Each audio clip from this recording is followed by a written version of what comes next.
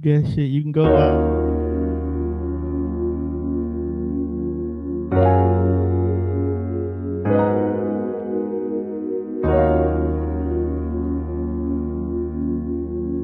Brings with it. Brings with it. 30 hertz straight up.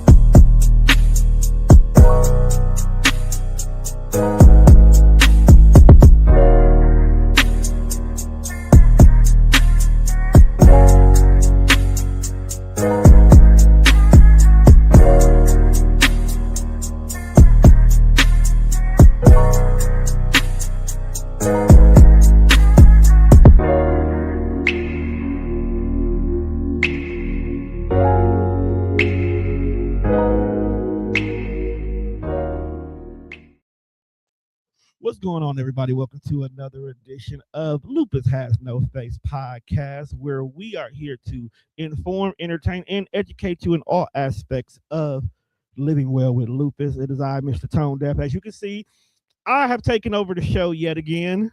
You know, every once in a while, I flex my little managerial muscles and take over.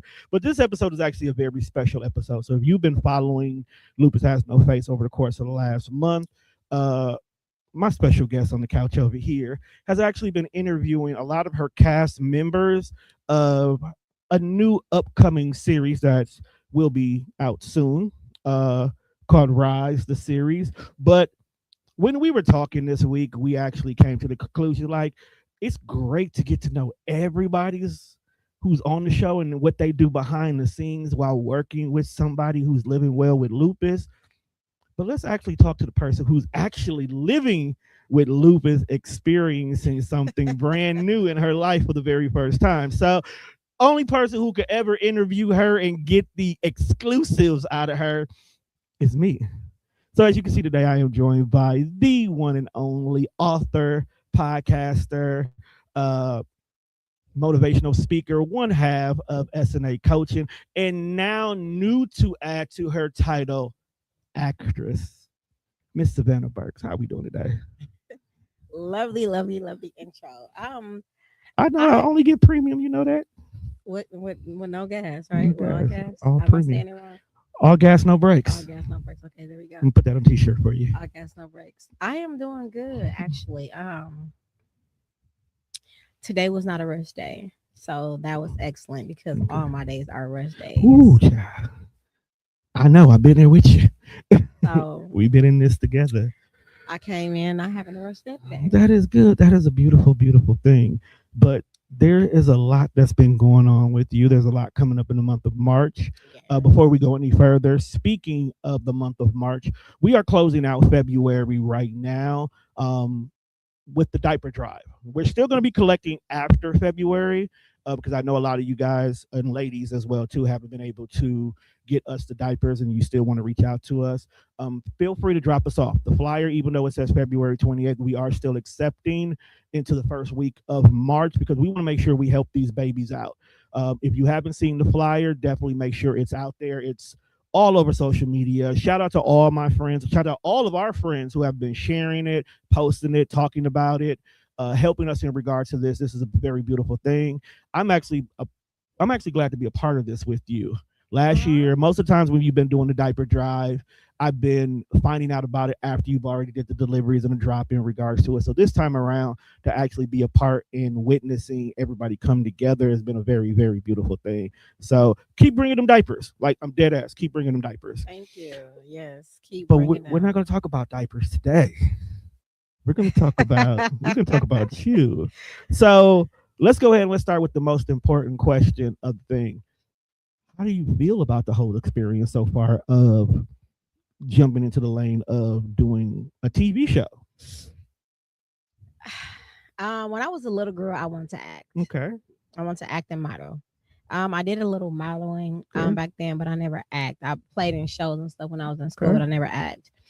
So when this came across my lap and I was talking to my director, I'm like,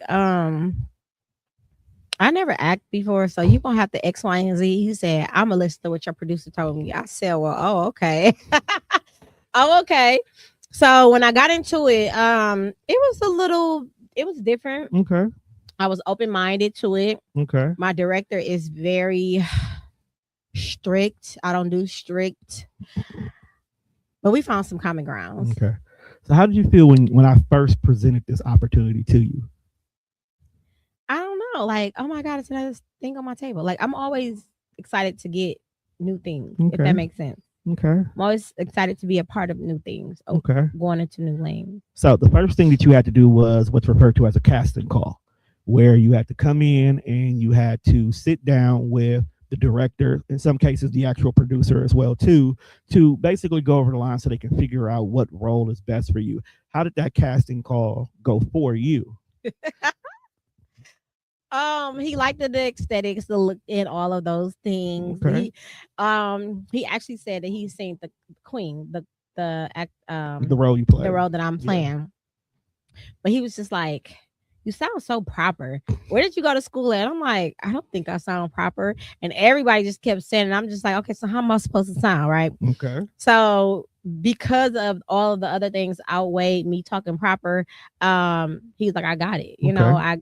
I got it. So I was like, okay, great. And so I'm at home practicing. But I noticed like the way he want me to speak is taking it's a lot of strain on my voice. I'm really not. I can be loud, but I'm really not a loud person. So it takes a lot out of me to do Okay. it, but I'm here for it. I love Okay. it. So that rolls into my first real question: is how did you prepare for this? And how did you prepare for it? Not just only like learning your lines, but like mentally, emotionally, and creatively. Because, like you said, you talk proper, and if I'm not mistaken, this role you do not talk like how you talk every day. I don't think I talk proper. Y'all say I talk proper. So I don't think that I talk proper. They say I talk proper. So with that being said, how did I prepare? Honestly, I'm gonna be mad honest with you. Be this your show. Be mad honest. Ain't that what we do here? I was showing up to things that I was supposed to show up for. So a part of that is preparing, right? Right. But I didn't actually prepare until the last minute. Okay. Why? Well, because what I was supposed to shoot got reverted, right? Okay. It got shot to the back. And so I got to shoot this new episode that I did not practice, didn't know a line about, didn't know nothing, didn't have the feel of the character or anything Okay. like that. So it was very stressful. So what I did was I went back to when I was a little kid in English class when he had spelling bees. I used to win the spelling bees all the time. So what I did was I wrote each of my lines out, Okay. and that's how I memorized it. And then I recorded my voice saying my lines and I Okay. listened to it on the way to work. So that's how I prepared myself for it. Okay. What challenges did you experience through the whole entire process so far? So, from initially sitting down at table readings all the way up to your trailer shooting that you did the first half of it this past weekend. On what aspect are we talking about? Let's just talk about preparation and just getting Preparation. into the role itself. So I experienced not being on the same accord when we're communicating Okay. with my director.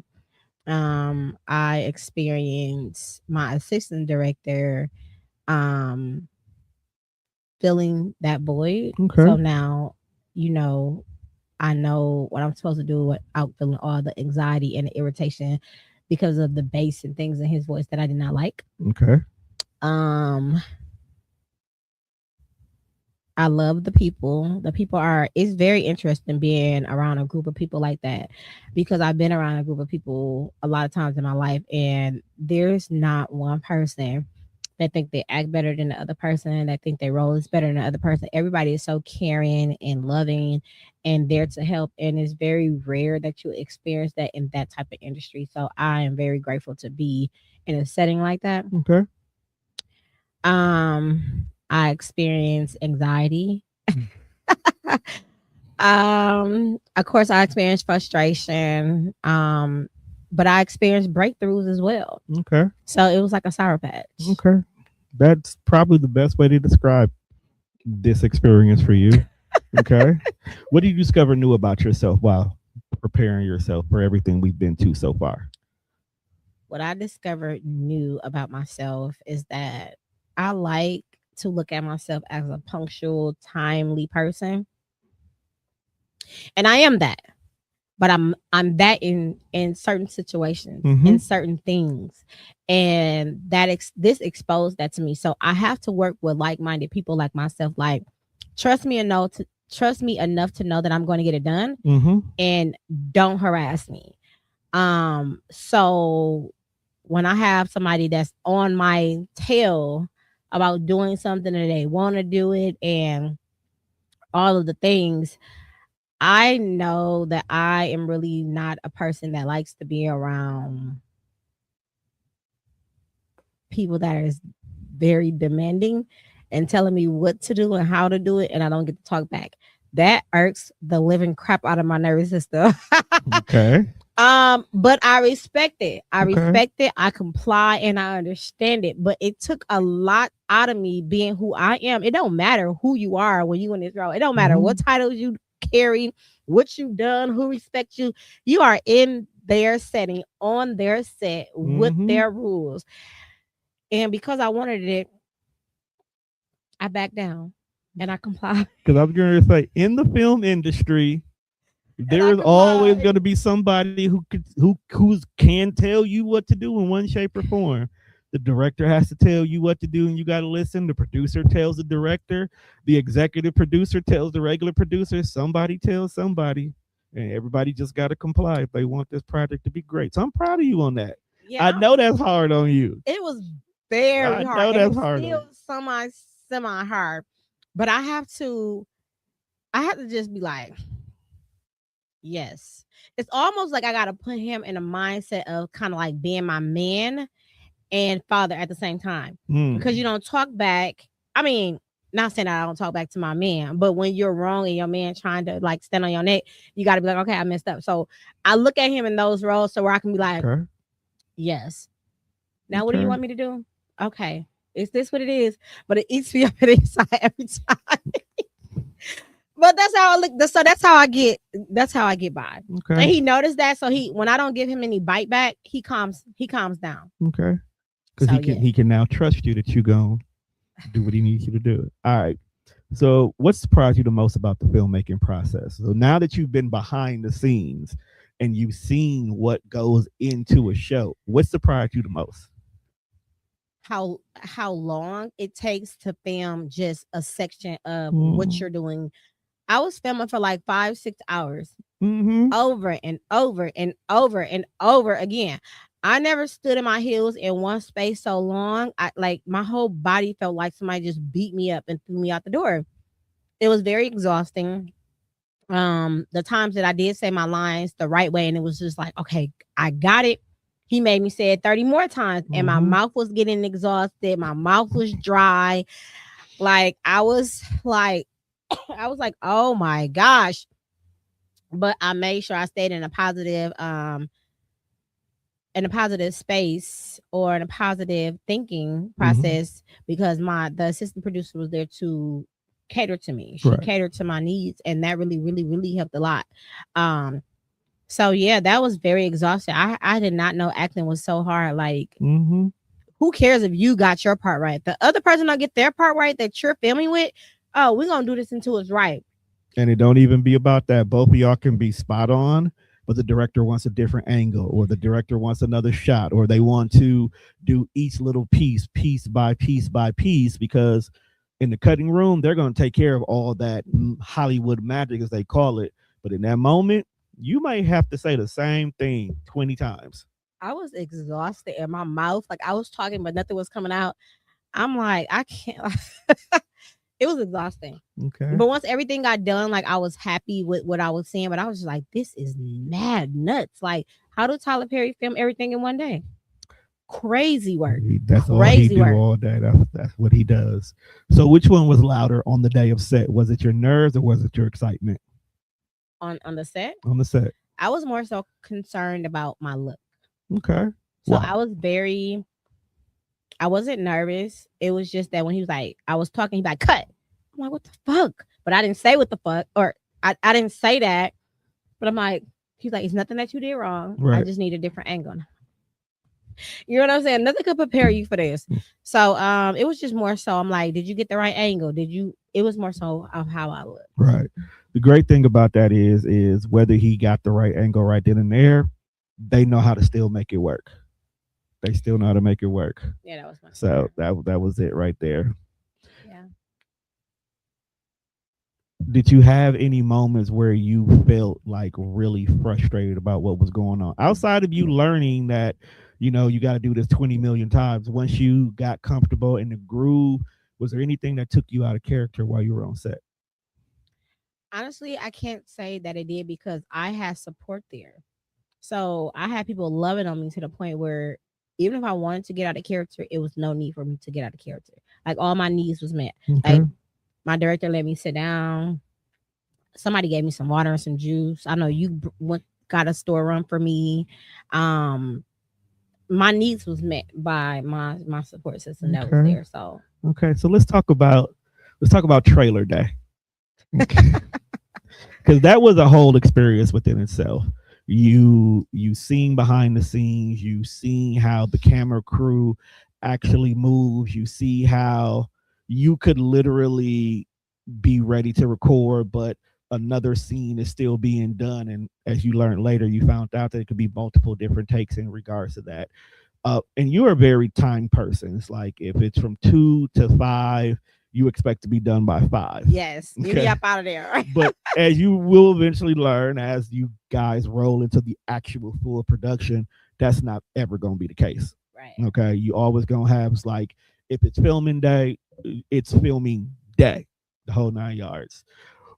What about that experience still resonates with you? Like that you will always go back and be like, well, I remember when we did this on this day. Everything. You want me to start from the beginning? Start from the beginning. It's your show, baby. So girl. first of all, I It's had your a show, queen. wardrobe malfunctioning. Okay. So what I wore in my wig that I wore, that was not meant for that scene. Okay. I wanted to wear all white with a black one. Well, not with a black one.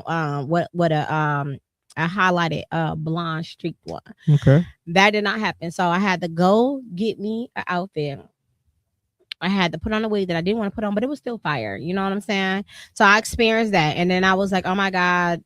Like I'm having trouble. I don't know what made me text the director, but I text him, and he like text this person. So they got me together. They were like, "Let me see." So they helped me get dressed. Like my mind completely went blank on fashion. It really did.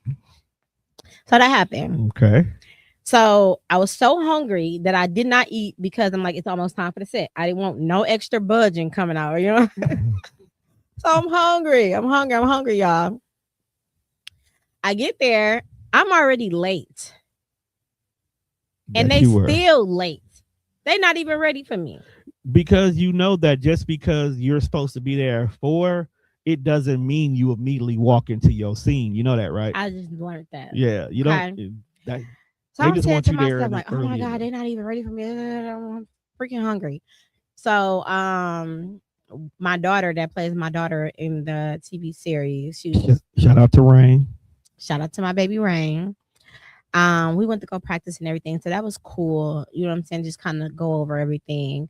But waiting really kind of annoyed me because I was ready to I was ready to do it. I had my mojo going.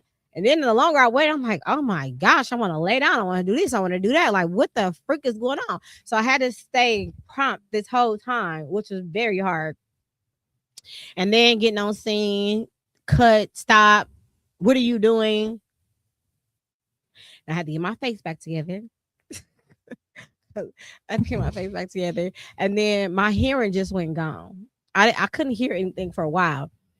So that's where my assistant director would just tap me because I'm like, I just don't, I don't know. I don't know at this point. But when she tapped me, she hit my battery and it's like, okay, it's time to go. The stepping, I can be an aggressive person when is meant for me to be an aggressive person. Like my feelings, my blood flow, everything has to be there for me to be aggressive. Right. It wasn't in me to be aggressive when he wanted me to walk. So I'm like, am I supposed to just stomp? Like, what the freak? So I stumped it out. Wasn't cute at all, but that's not what they was looking for. They was looking for the Mm-mm. song. Mm-hmm. So I learned that day that like I already knew it, but I am really a lover girl. Like to get me to that ugly part of me, Mm-hmm. to get me to that ugly part of me, you have to literally get me to that ugly part of me. And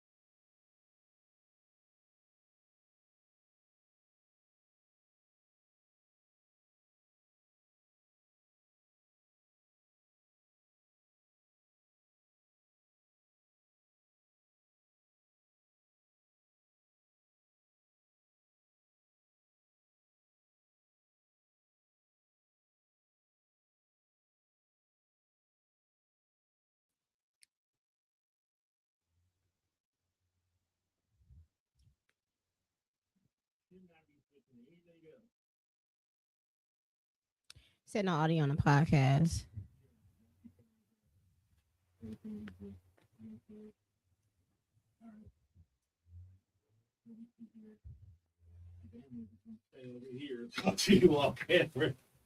If this do this again when you sit down, I'm gonna scream out loud.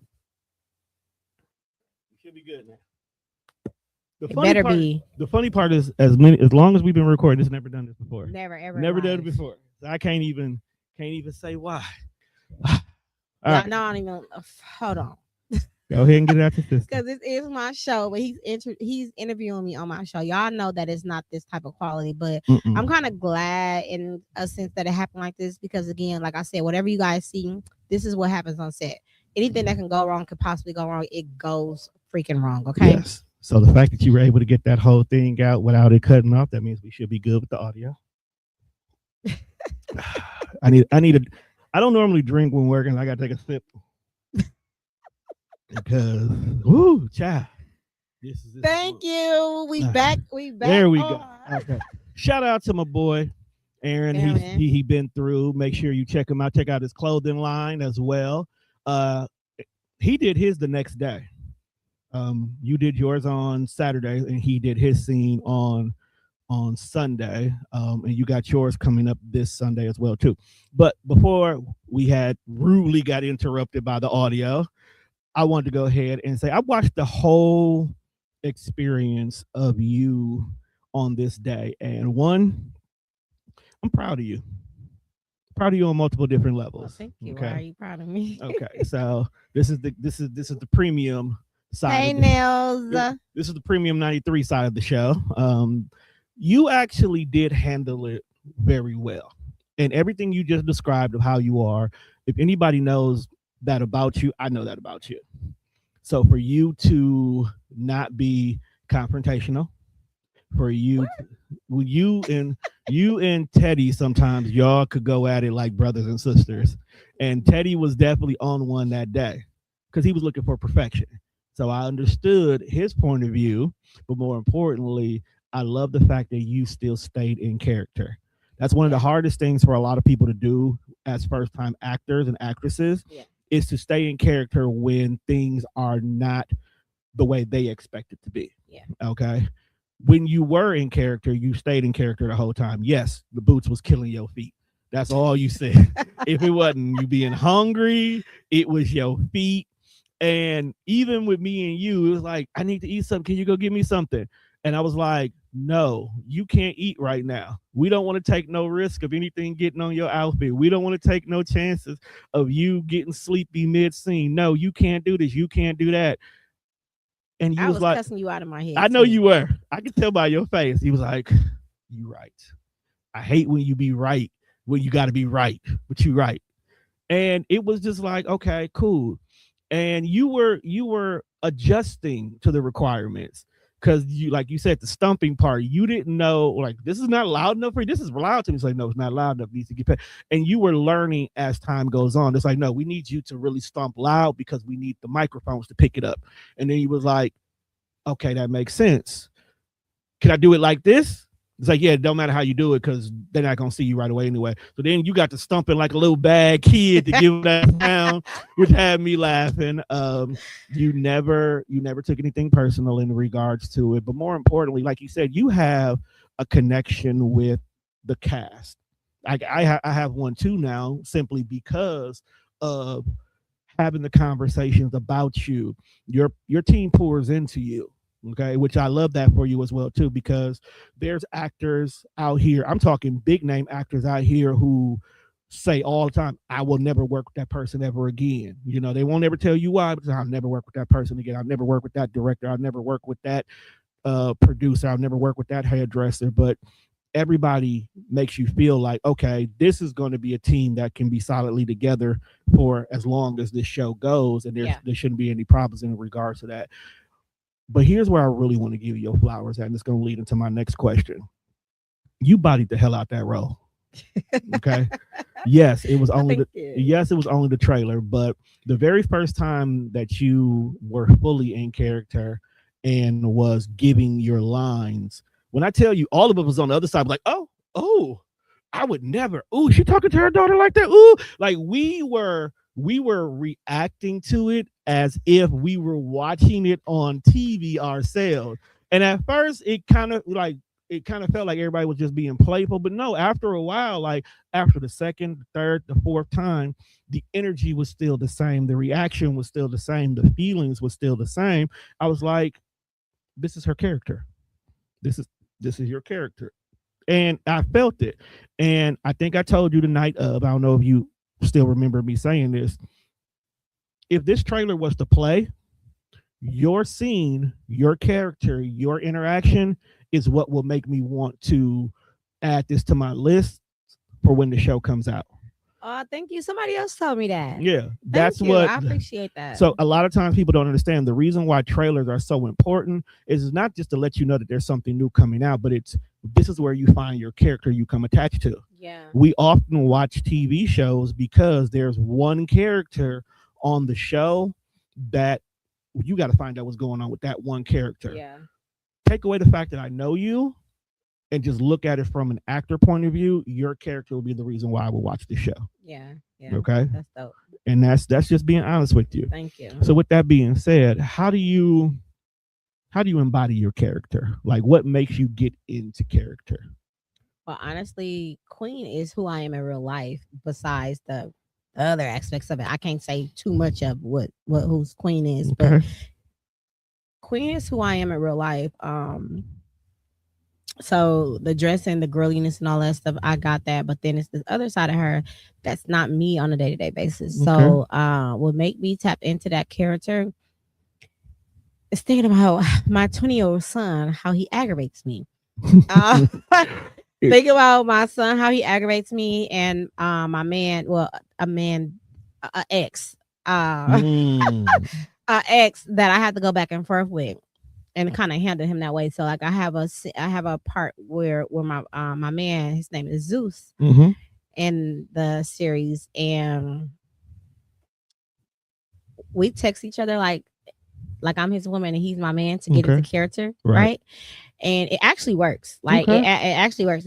My nervous system was kind of down, so now when I have to touch him, when he have to touch me, it's not so awkward. Right. So that literally helps. And then when we are there in person, he greets me as his woman. I was lost for a little bit because I thought it was just a phone thing, Right. but then he did it in person. I'm like, okay, all right, Okay. I get what you putting down, picking it up. So just thinking about a man that I had in the past or whatever, it makes me kind of give that to my man on character or to my daughter Okay. on set. Okay. And that's funny that I bring that up because I think when you were first doing your roles and we were trying to help you get into to feel the role and not just feel like you're just reading your lines. Yeah. I think I actually pulled you to the side and I was like, talk to him like you talking to KJ. You And did. then everybody was like, yeah, I don't know who KJ is, but talk to her like you talking to KJ, Yeah. which was so funny. And then literally, boom, like that, you were impactful. Yeah. So I give you credit for that. Yeah. So now that you're in this role and you're feeling this, how does now being an actress or going through this process of acting change you as not only just as a woman, but as a creator and as now someone who is in front of the camera in a different light? Because normally when you're in front of the camera, it's your own control content. You determine what goes out there. You determine what's looking. Yeah. Now, this is something that until you see it, you don't know what it's going to be. And you ain't got no say so on what it says. Right. Because I try to tell him, like, don't put that in. He's like, you're not going to tell me what to do. I'm like, ugh. Okay. So it's really helping me in real life because I feel everything. I'm an emotional person, especially when I love somebody or whatever. And it's hard for me to let go of people that I know I should let go because of the love that I have for them. So it's helping me take out the emotions that I have. Like, it's like sing into acting mode, and when I'm done, it's nothing. So it's literally helping me not to be in my emotions when I'm dealing with my people. Okay, look at you learning how to separate the two. That's a skill that a lot of people don't have. Like in real life, that's a skill that a lot of people don't have. So the fact that that's something that you're taking away from this experience is definitely going to help you as you're growing your businesses and your brands, because you can now mentally do business with people but don't have to be connected with them and vice versa. So I'm proud of you on that one. Yeah, for sure. I'm definitely proud of you on that one. Don't be cutting your feelings off when we working though. Listen. Look, look, we're gonna keep it 100 honest and real. I am real. So the one thing I also do love about this particular project is I think everybody in this is basically new to acting. They're not. They're not? You're the only one? I don't know if I'm the only one, but some people are in movies and been in movies and things of that nature. So, no. Okay. First of all, my apologies to y'all who've been acting already. Y'all new to me. But what does your mindset feel about having new fresh faces out here on TVs and in movies? Because we're all accustomed to seeing our favorite actors and actresses in roles. Like there's movies we'll watch just because somebody we know is in there. But this, for a lot of people, would be the first time seeing them, especially you. I look at it as being in business, right? Okay. I have a business outside of this, and me being a public speaker, me throwing events, and me talking to my warriors and doctors and therapists and things of that nature, is really actually no different than that. So I'm ready for whatever comes behind that. Okay. The only thing that I'm gonna say, the way we rehearse and the stuff we got to do on set, that's totally different. So you asked me how can I prepare for that. If I want to make sure I look my best on camera, I just got to continue losing my weight.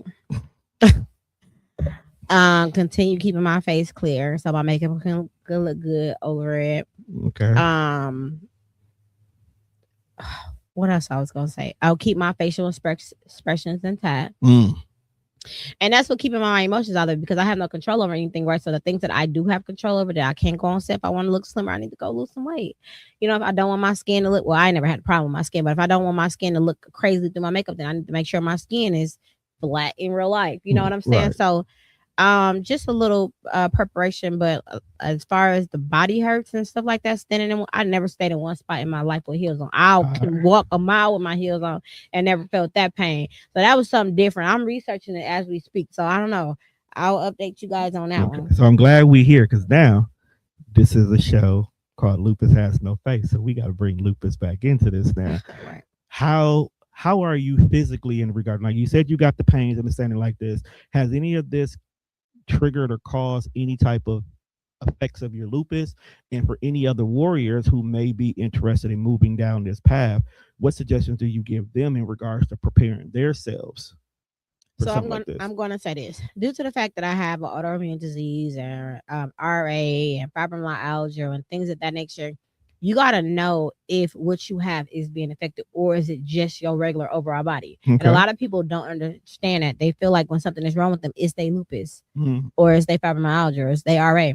And it has nothing to do with any of that. Right. And because I know my body, I know for sure it didn't have anything to do with my illness. Okay. It had everything to do with my body, my structure, because I never stood in one spot that long with heels on.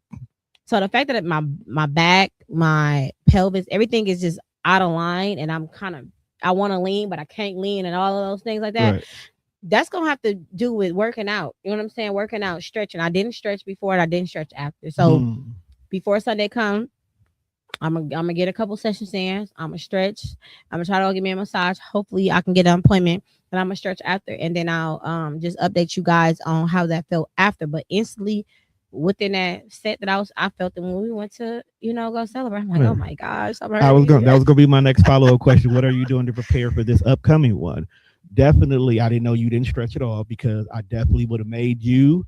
We would have went in one of them rooms, and I would have made you do some basic stretching in regards to it. Then again, you only kept complaining about your shoes, so I didn't know. You couldn't take your shoes off, so we couldn't give you a foot massage, so you had to work through that, baby girl. But let me ask you this question. What's that word? Have you officially caught the acting bug now? What's the acting bug? That means that now you want to do more films. You want to do more roles. You want to put yourself out there and see what else you can do. I'm confident enough that people are going to contact me. Okay. Am I ready for it? I'm really never ready for anything that come my way, but I do know I want to leave a legacy. Okay. I want to have wealth. So that's one line string to the income. So you know what I mean? Okay. So I'm open depending on what it is. It depends on what it is. So it sounds like we gotta get you an agent now, because I'm not doing that. I'm not doing. I got enough hats. I can't be. I'm not being your agent. Somebody get somebody else to do it. We got enough stuff to worry about.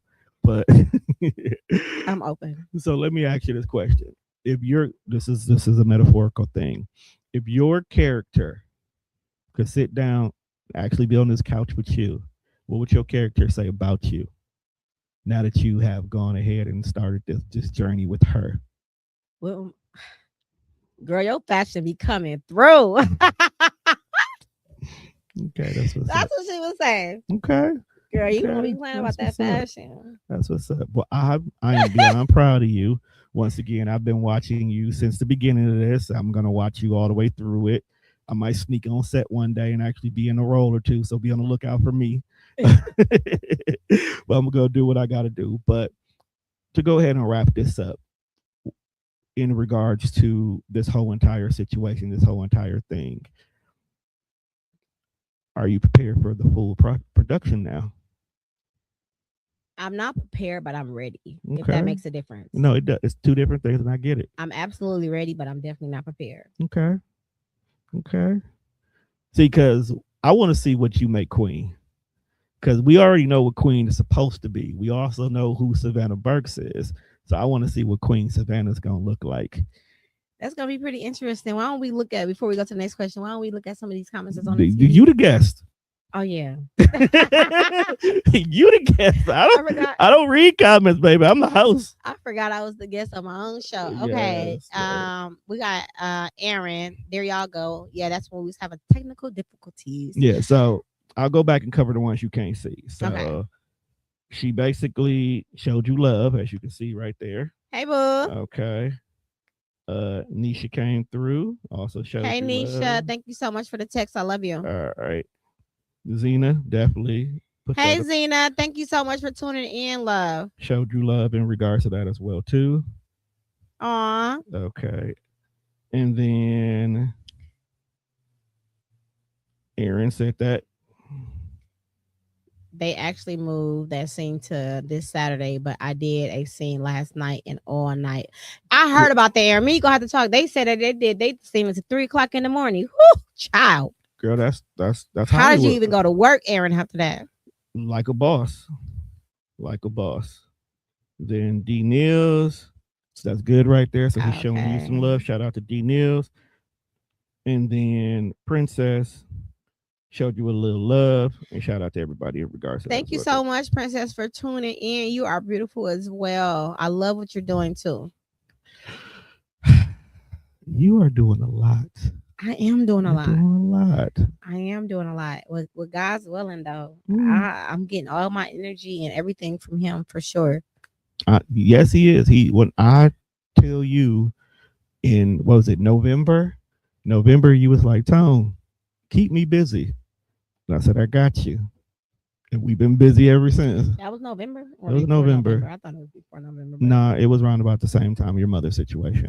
Oh yeah. Because that's why you asked me to keep you busy. Yeah, that was in November. Yeah, And I said, I got you. So, with that being said, people, we are going to go ahead and get up out of here because she still got more work to do when it comes to this film stuff. So, make sure you check us out on all streaming platforms at Spreaker, Spotify, iHeartRadio. Be on the lookout for Glamorous Conversations. We're going to be a little bit more consistent in regards to that because her schedule is opening up just a tad bit so we can squeeze a couple of more episodes in there.